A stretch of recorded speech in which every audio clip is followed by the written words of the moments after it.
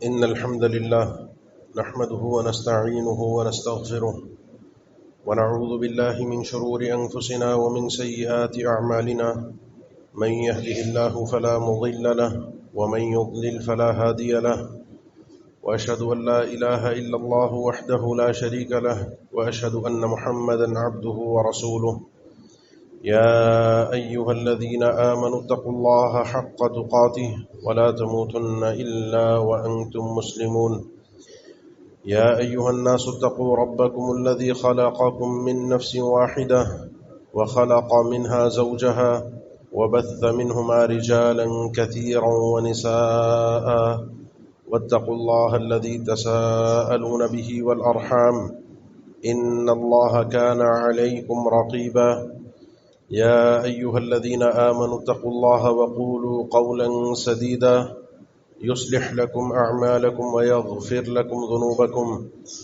ومن يطع الله ورسوله فقد فاز فوزا عظيما أما بعد فإن أصدق الكلام كلام الله وخير الهدي هدي محمد صلى الله عليه وسلم وشر الأمور محدثاتها وكل محدثة بدعة وكل بدعة ضلالة وكل ضلالة في النار أعوذ بالله من الشيطان الرجيم بسم الله الرحمن الرحيم فاعلم أنه لا إله إلا الله واستغفر لذنبك وللمؤمنين والمؤمنات والله يعلم متقلبكم ومثواكم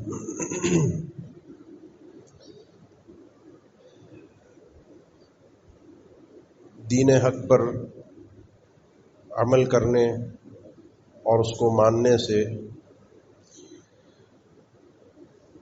کچھ چیزیں انسان کے لیے رکاوٹ بنتی ہیں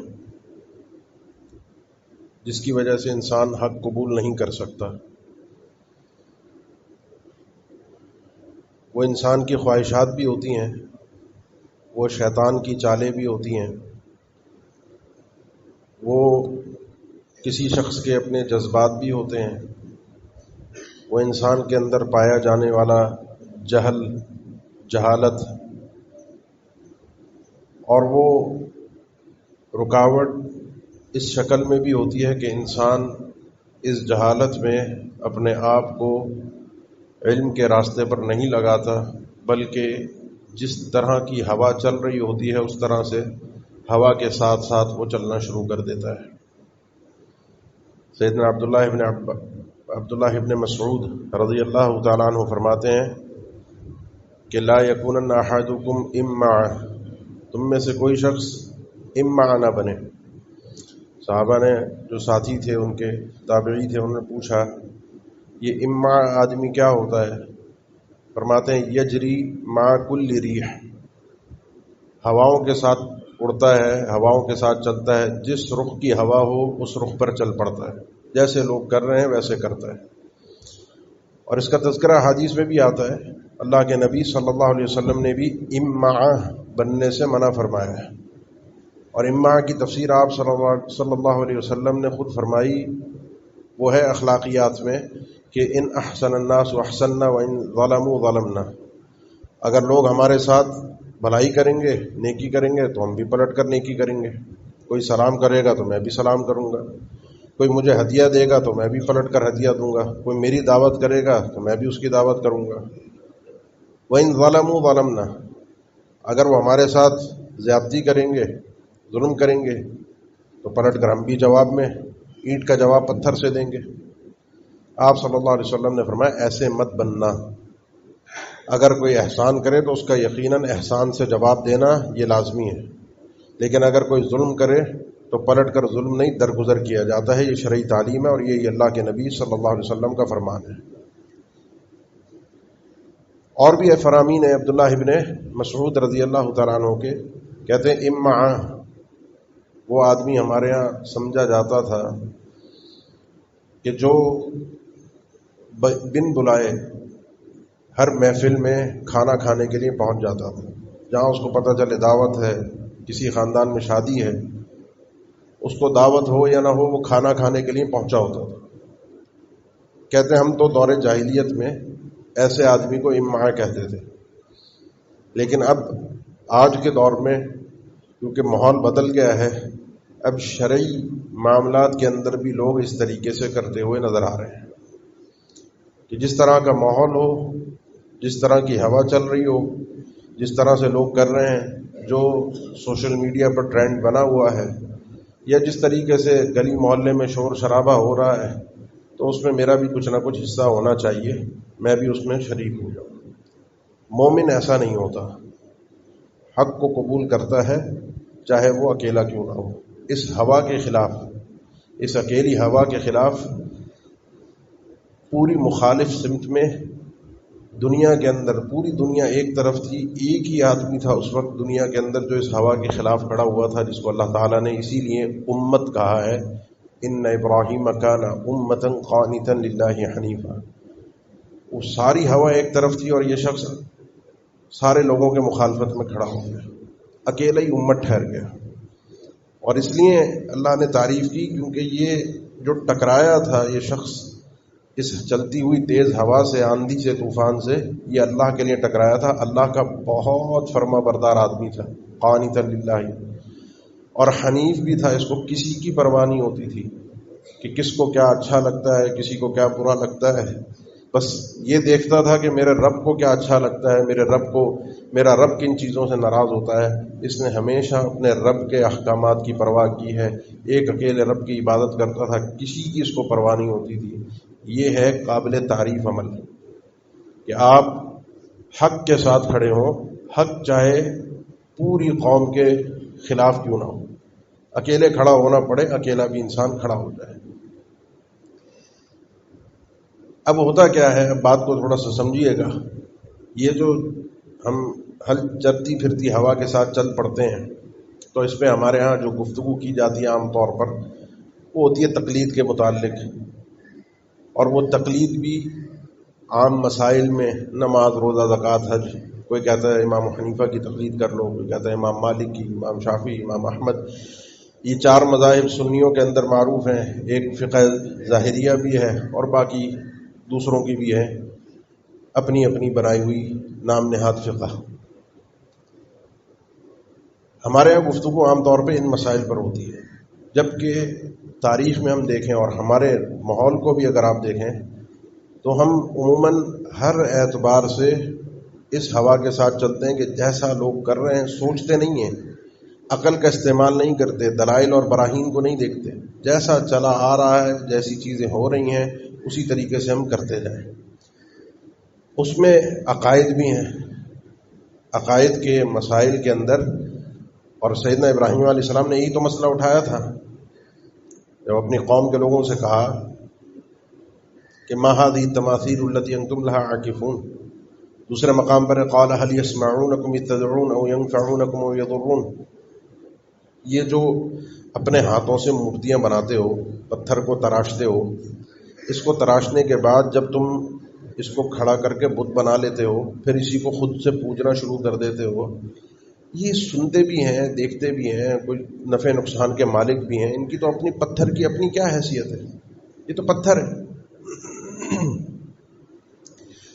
قوم کو عقلی دلیل دی، عقل سے سمجھنے والی بات ہے۔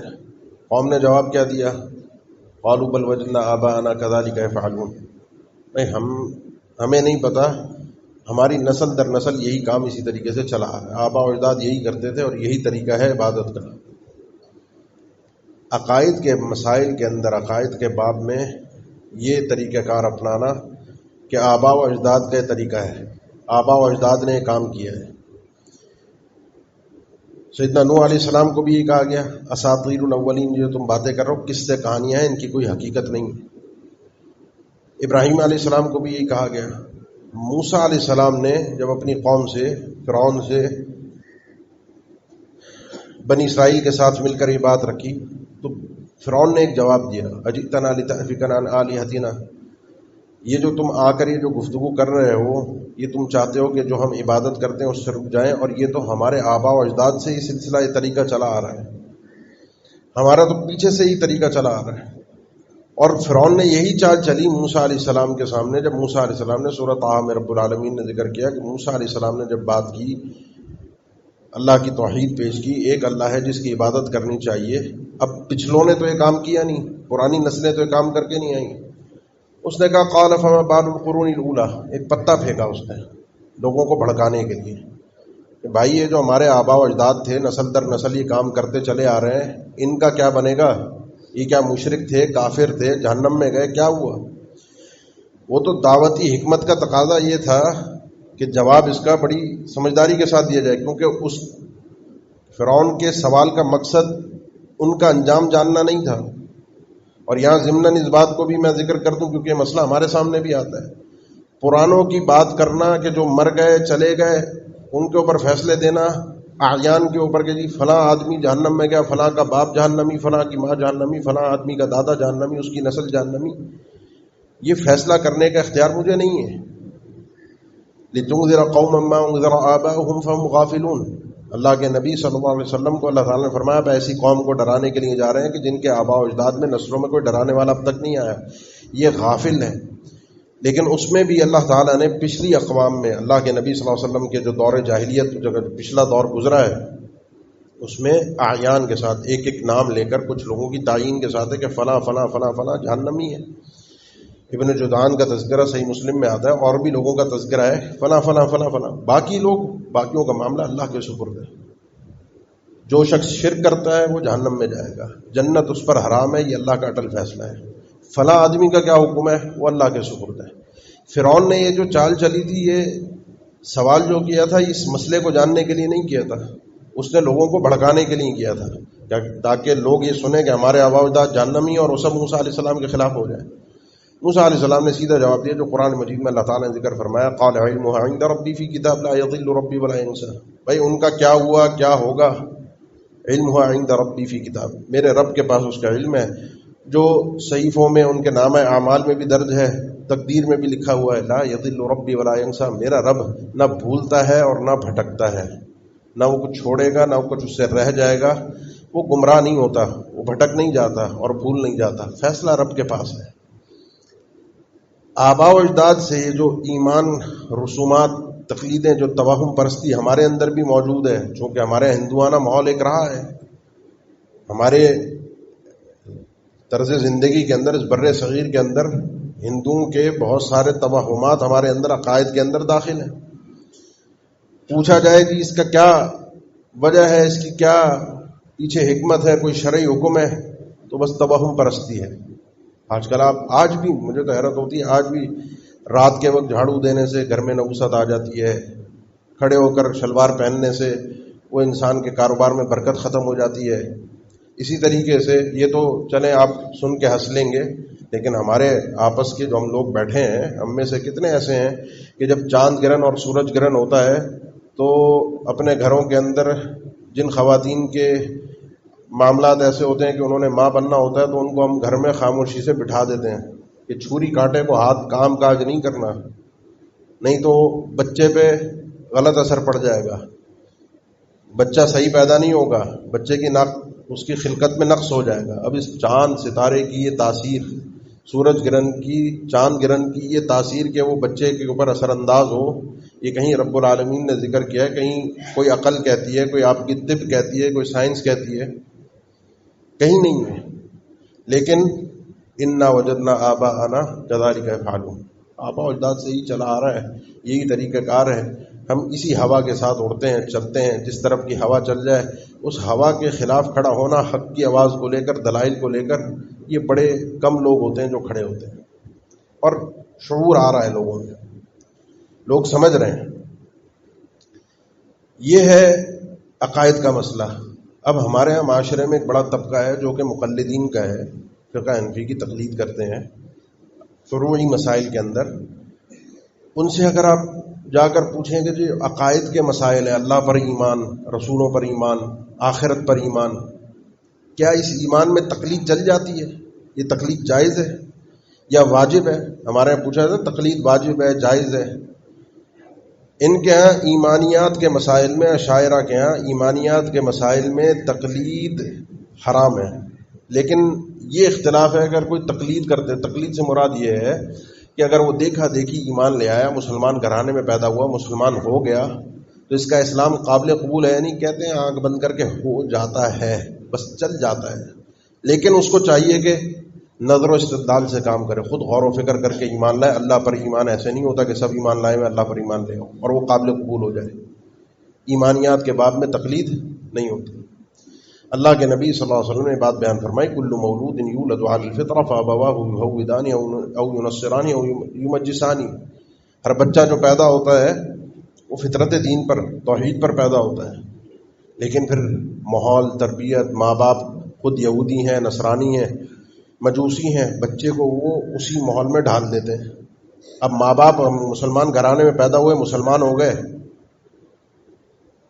اللہ کی معرفت آ گئی، ایمان اللہ پر لے آئے، لیکن آہستہ آہستہ بچہ سیکھتا ہے، ہم اس کو تعلیم دیتے ہیں، بچہ سوال کرتا ہے اللہ کہاں ہے، ایک ہے، کیسے ہے، کیا ہے۔ جب آپ قرآن مجید سے جواب دیتے ہیں، بچہ 15 سال 18 سال کی عمر تک پہنچنے تک سب کچھ بتوفیق اللہ سمجھ جاتا ہے، اس کو اللہ پر یقین آ جاتا ہے، اور یہ مطلوب بھی ہے، لیکن یہ ضروری نہیں ہے۔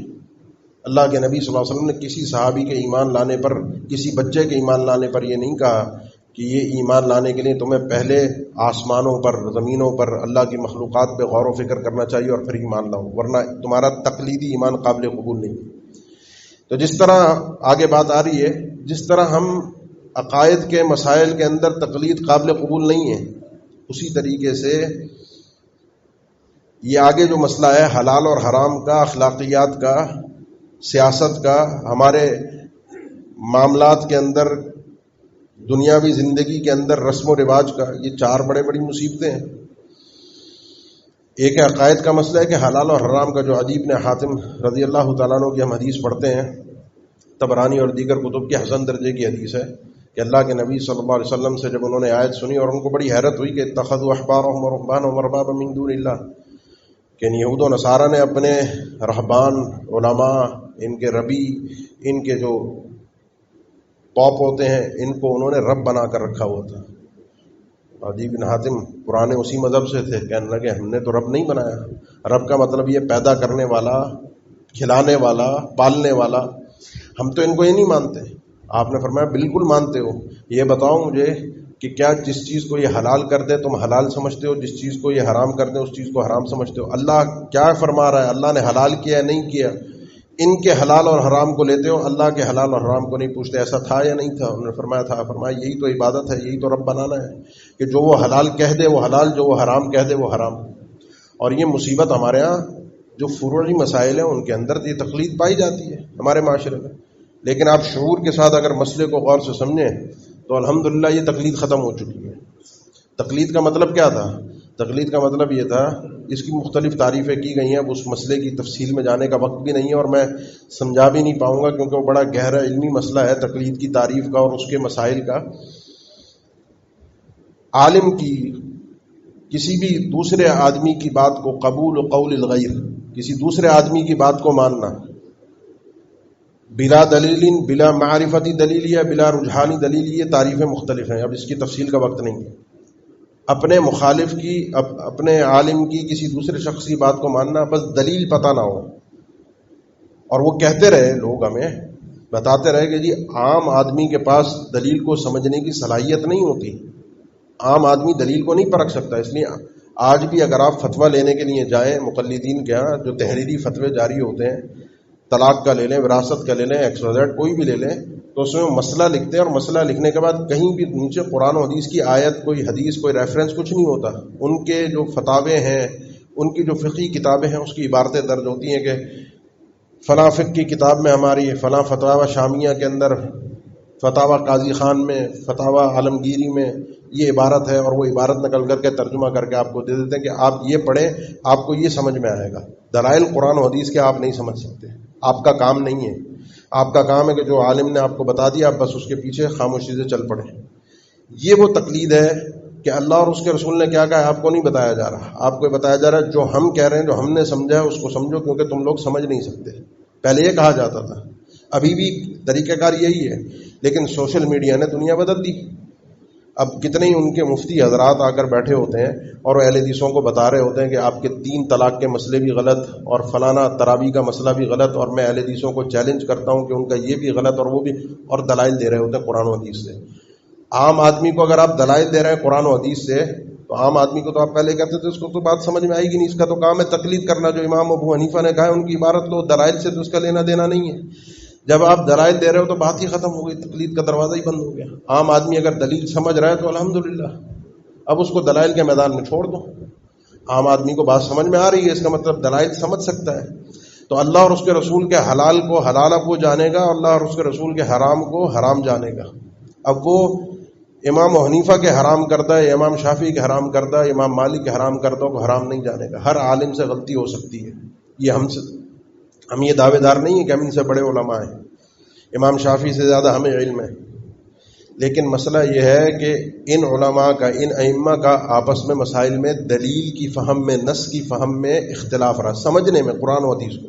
ہمارا ان سے اختلاف یہ سمجھ گیا اور ہمارا نہیں ہے، انہی ائمہ کا جو پہلے گزرے ہیں انہوں نے آپس میں اختلاف کیا. اب ہم ترجیح دیتے ہیں اصولوں کی بنیاد پر کہ کس کی بات قرآن و حدیث کے زیادہ قریب ہے. کسی بھی عالم نے جان بوجھ کر قرآن و حدیث کی مخالفت نہیں کی. کوئی بھی ایسا نہیں گزرا کہ جو جان بوجھ کے قرآن و حدیث کی مخالفت کرے، جان بوجھ کر. لیکن ہمیں تو یہ چاہیے کہ کم سے کم حق کو قبول کریں، اس تقلید کی روش سے باہر آئیں، اس انداز سے اپنے دین کو سمجھنا شروع کریں حلال اور حرام کے مسئلے میں.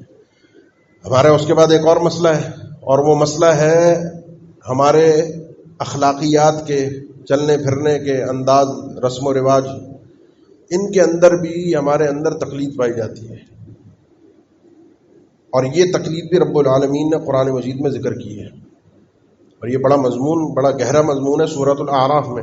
یا بنی آدم لا یفتننکم الشیطان کما اخرج ابویکم من الجنہ ینزع عنہما لباسہما لیریہما سوآتہما. اللہ نے بڑے مقدمے کے ساتھ، بہت تفصیل کے ساتھ بتایا کہ آدم اور حوا علیہ السلام جنت میں تھے. شیطان نے ان کے ساتھ دشمنی کی اور ان کو جنت سے نکلوایا، ان کو فتنے میں مبتلا کیا، ان کو اس نے پورا بہکایا. اور اس بہکانے کے بعد جب وہ اس کی بات مان بیٹھے، جیسے ہی اس کی بات مانی ویسے ہی جنت کا لباس ان کے وجود سے ہٹ گیا، جنت کی نعمتیں فوراً چھن گئی. انہوں نے اپنے جسم کو، حالانکہ میاں بیوی تھے، اپنے جسم کو جنت کے پتوں سے ڈھانپا. فطفقا یخصفان علیہما من ورق الجنہ، جنت کے پتوں سے اپنے جسم کو، وجود کو ڈھانپنا شروع کیا. یہ ہے ہماری اصل.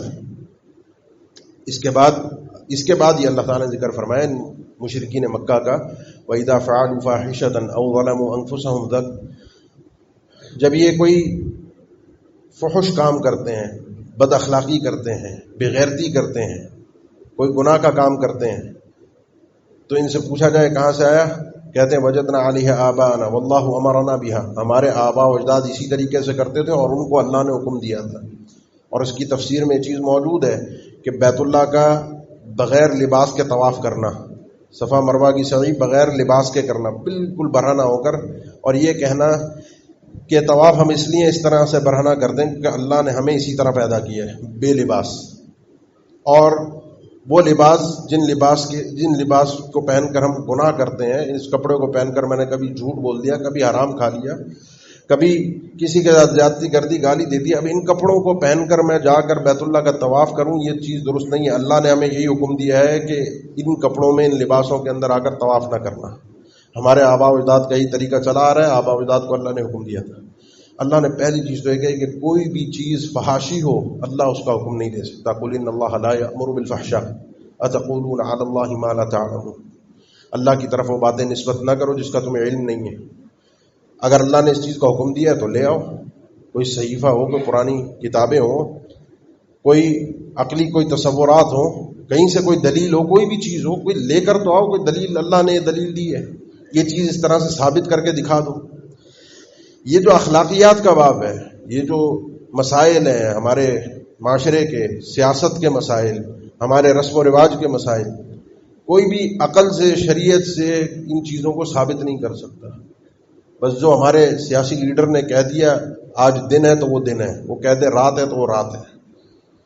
بتائیے آپ جو توحید پر چلنے والے حضرات ہیں، جو تقلید کا رد کھلے عام چوک چوراہوں پر کرتے ہیں، کیا سیاسی معاملات کے اندر اللہ نے بصیرت دی ہے ہمیں، یا وہاں پر ہم اندھے ہو جاتے ہیں؟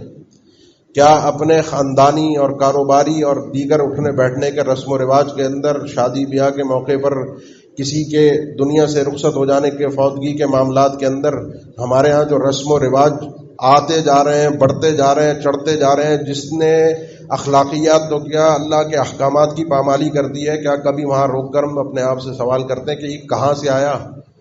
قل ان اللہ لا یأمر بالفحشاء، شادی کے موقع پر ناچ گانا، شادی کے موقع پر فضول خرچی کرنا، شادی کے موقع پر دکھاوا کرنا، ریاکاری کرنا، اپنی شوشہ کرنا، اپنے پیسے کی نمائش کرنا، اپنی ڈھاک لوگوں کے اندر بٹھانا. قل ان اللہ لا یأمر بالفحشاء، یہ کہاں سے آیا؟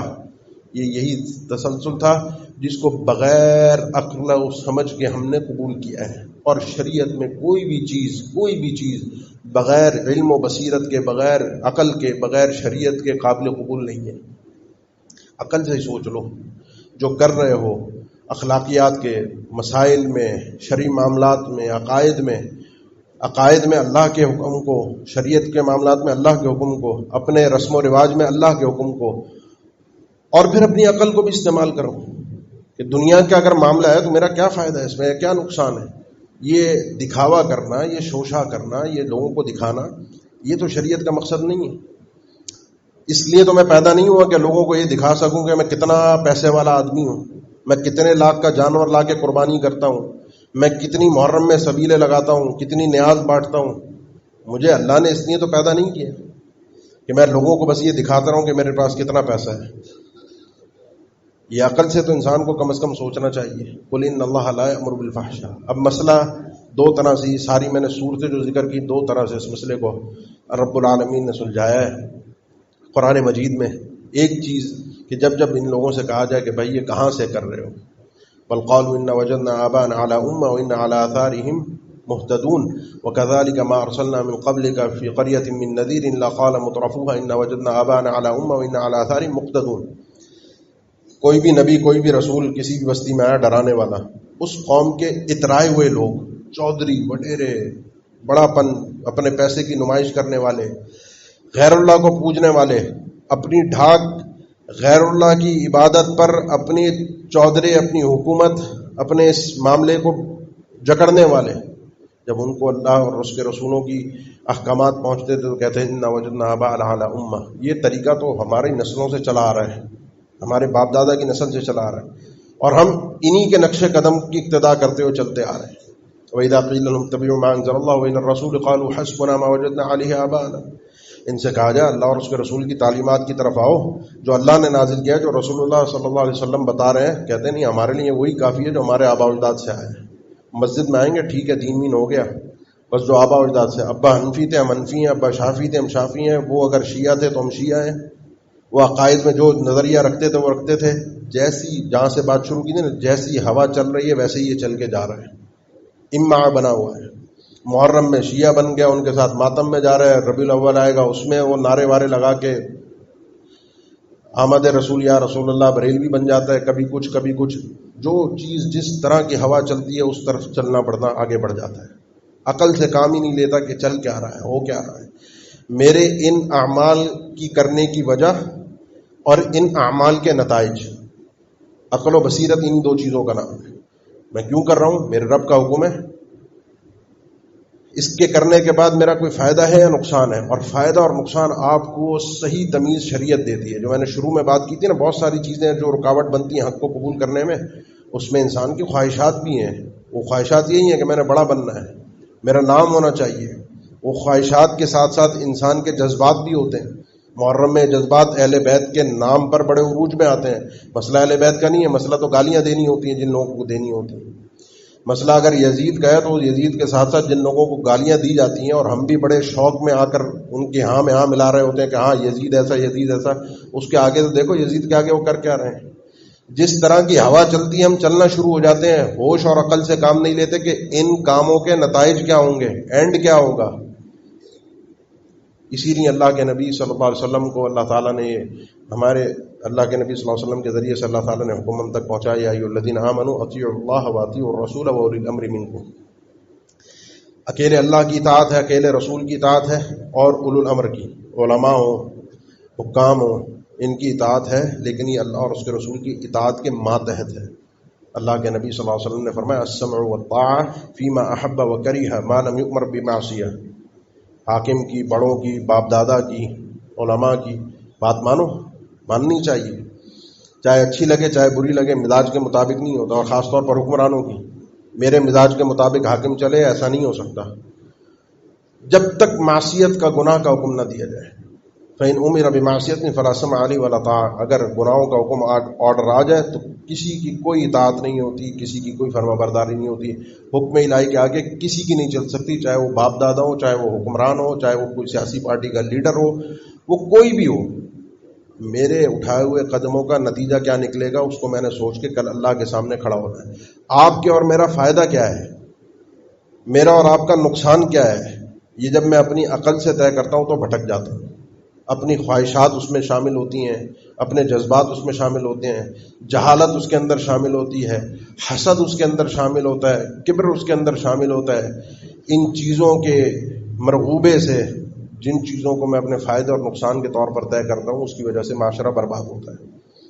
ان چیزوں سے باہر نکل کر اللہ اور اس کے رسول کی اطاعت اور فرما برداری کی طرف آتا ہوں تو میرا حقیقی فائدہ اور حقیقی نقصان وہ رب العالمین نے آخرت کے ساتھ جوڑا ہے۔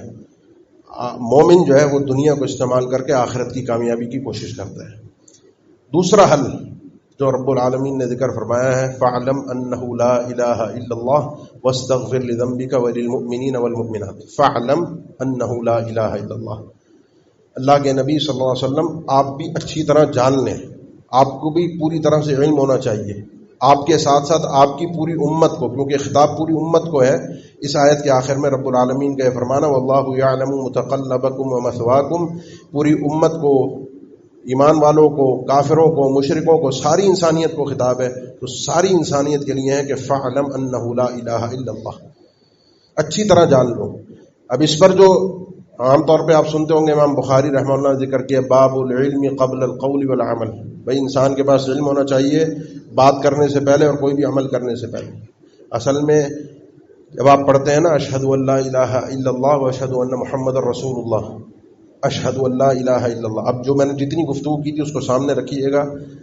یہ جو شہادت ہے نا، یہ بندے نے زبان سے بھی ادا کرنی ہے، اس کے دل میں بھی پورا اس کا یقین ہو کہ واقعی لا الہ الا اللہ حقیقت میں، اور اس مفہوم کے مطابق جو مفہوم قرآن اور احادیث میں بیان ہوا ہے، اس چیز کے اوپر اس کا عمل بھی ہونا چاہیے۔ ان تین چیزوں کے مرکب کو شہادت کہا جاتا ہے۔ شہادت میں ان تین چیزوں میں سے کوئی بھی چیز کم ہو جائے وہ شہادت نہیں ہے۔ اس فَاعْلَمْ أَنَّهُ لَا إِلَٰهَ إِلَّا اللَّهُ، اس آیت، اس سورت کے اندر رب العالمین نے کافروں کا تذکرہ کیا جو دل سے اللہ کو نہیں مان رہے تھے، نہ زبان سے نہ دل سے، لیکن لا الہ الا اللہ کے مفہوم کو سمجھ رہے تھے۔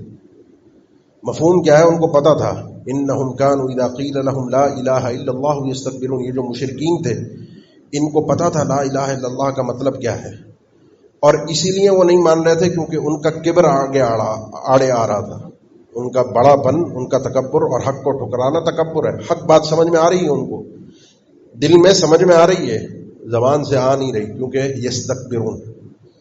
اس صورت میں اللہ نے منافقین کا بھی تذکرہ کیا جو زبان سے مسلمانوں کے ساتھ ساتھ انا معکم، ہم تمہارے ساتھ، قالوا آمنا، ہم مومن ہیں، مسلمانوں کے ساتھ اٹھ بیٹھ رہے ہیں، مسلمانوں کے ساتھ چل پھر رہے ہیں، لیکن ہر سازش میں، ہر کمزور وقت مسلمانوں کی پیٹھ پر خنجر گھونپتے تھے کیونکہ دل میں ایمان نہیں تھا۔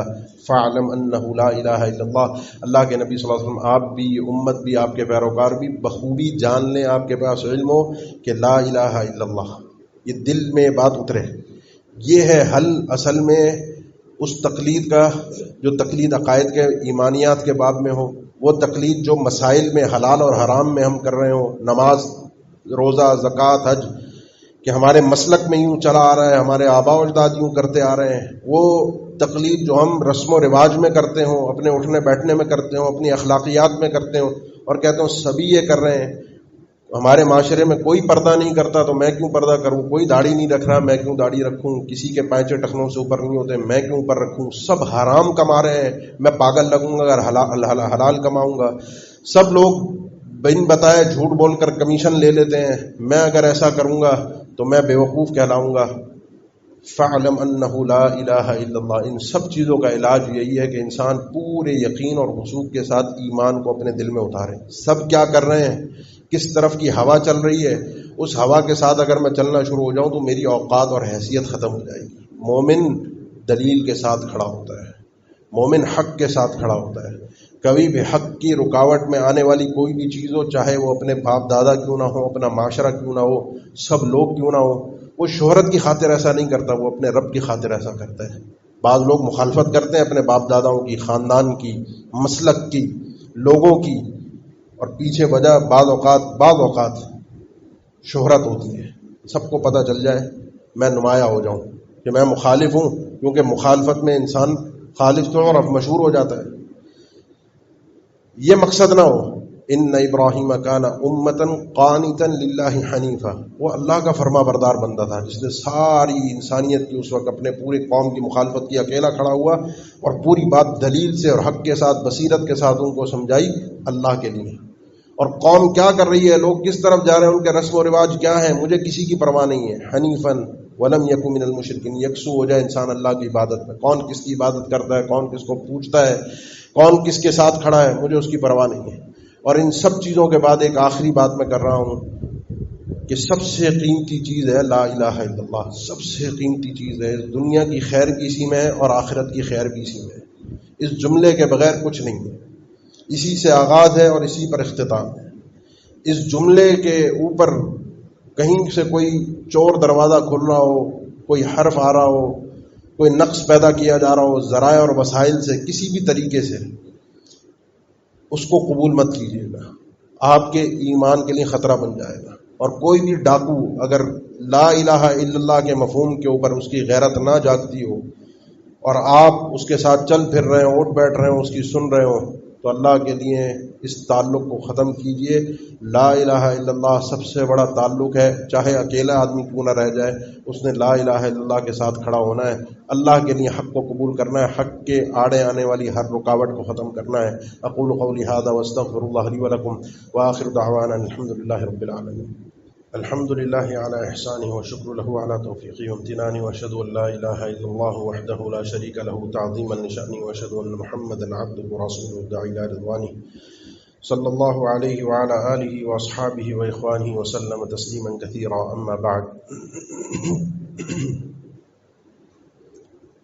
نبی کریم صلی اللہ علیہ وسلم نے فرمایا لَتَتَّبِعُنَّ سَنَنَ مَنْ كَانَ قَبْلَكُمْ، جو تم سے پہلے لوگ گزرے ہیں تم ہو بہو ان کے نقش قدم پر چلو گے۔ صحابہ نے آگے طویل حدیث ہے، اس میں پوچھا یہ کون لوگ ہیں آپ؟ یہود و نصارہ۔ آپ نے فرمایا ان کے علاوہ اور کون ہوں گے؟ تو یہ باتیں جو قرآن میں بیان ہوئی ہیں، ان کو پڑھ کے یہ نہ سمجھے گا یہ ان کے لیے تھیں، وہ مشرک تھے، وہ کافر تھے، ان کی آیتیں مسلمانوں کے لیے نہیں ہو سکتی۔ ہم بھی وہی ہیں، انسان وہی ہیں، ہماری بھی خواہشات اور جذبات وہی ہیں، ہمارے ساتھ بھی شیطان اسی طرح ہے، ہمارے ساتھ بھی مسائل وہی ہیں جو حق سے انسان کو ہٹاتے ہیں، وہی چیزیں۔ تو جب چیزیں وہی ہیں تو علاج بھی وہی ہوگا جو قرآن میں ان لوگوں کے لیے بیان ہوا ہے۔ تو اپنا علاج کرنا بہت ضروری ہے، دین حق کو سمجھنا بصیرت کے ساتھ، کھلی آنکھوں کے ساتھ، اللہ اور اس کے رسول کے فرمان کو، اپنے ایمان کی سلامتی کی فکر کرنا، اپنی آخرت کی فکر کرنا جو کہ حقیقی اور اصل فائدہ ہے، اس کے ساتھ چلنا۔ لوگ کیا کہتے ہیں، لوگ کیا سوچتے ہیں، لوگ کیا بولتے ہیں، مجھے کسی کی پرواہ نہیں ہونی چاہیے۔ مجھے یہ دکھنا چاہیے کہ میرے رب کو میرا کام یہ عمل یہ ادا پسند آتی ہے، میرا رب میرے اس عمل سے ناراض تو نہیں ہوگا۔ میں نے بس اگر یہ سوچ اپنے دل و دماغ میں بٹھا لی، یہ کامیابی کا وہ زینہ ہے کہ اس کے بعد انشاءاللہ توفیق یہی ملتی ہے رب کی طرف سے، جو طریقہ رب کا چلا آ رہا ہے۔ اس کے بعد رب اپنے بندے کو اپنا بنا لیتا ہے، اور اللہ سے دعا یہی ہے کہ اللہ تعالی ہمیں بھی اسی ایمان والی دولت سے نواز دے کہ جو حیات میں بھی ایمان اور اعمال صالحہ ہوں، مرتے دم تک بھی ایمان کے ساتھ اس دنیا سے توحید کے ساتھ رخصت ہو، اللہ سے ملاقات ہو تو یہ ایمان اور یہ توحید ہمارے پاس ہو۔ انشاءاللہ بیڑا پار ہے، انشاءاللہ کامیابی ہے۔ اللہ تعالی ہم سب کے لیے آسانی اور خیر والا معاملہ فرما دے۔